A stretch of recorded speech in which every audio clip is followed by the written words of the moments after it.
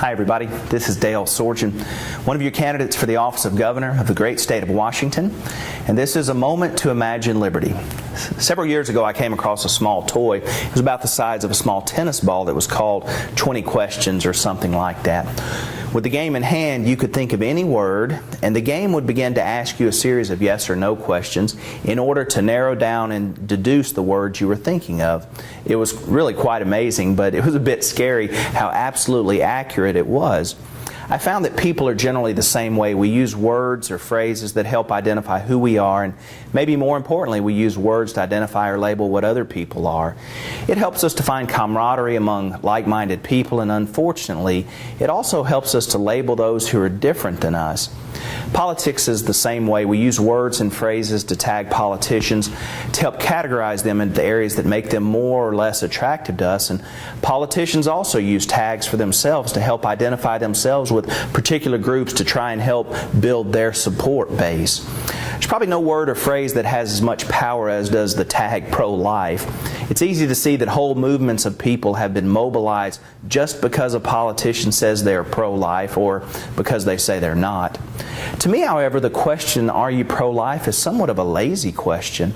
I'm not saying that it is not asked sometimes with a genuine motive, but mostly it is asked of me as part of the 20-question game to see if I fit or not into that person's 20-question list. And one simple answer, that person makes a decision about me and everything else that they think I must believe. But isn't that one of the single greatest problems that we face today?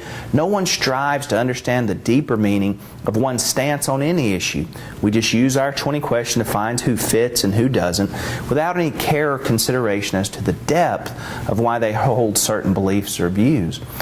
I don't like to use the term pro-life for myself because the term has lost much of its value to me. I've seen politicians who call themselves pro-life, and maybe they are, but it seems evident that they never really had any intention to fight for life. It was just the tag they used for themselves to galvanize the support of a group of voters. It's my opinion that to say you stand for something without any intent to really fight for that thing, it's no different than being apathetically against it to begin with. The more honest and thoughtful question to me is, when do you believe that life begins?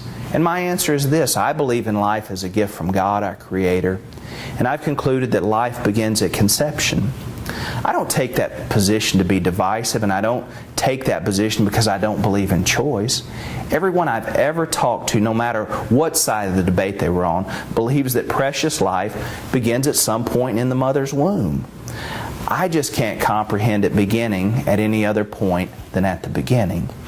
I invite you to check out our website at www.imagineliberty.us to find out more about our Imagine Liberty campaign. If you've already decided that you'd like to think independent this year, but this election is just too important, just like they tell us every year, to keep us locked into their side, then you're in luck, because one of the sides will definitely have a candidate that's definitely right for you. But if you're willing, I'd like to invite you this year to join us and break the cycle and have the courage to think independent.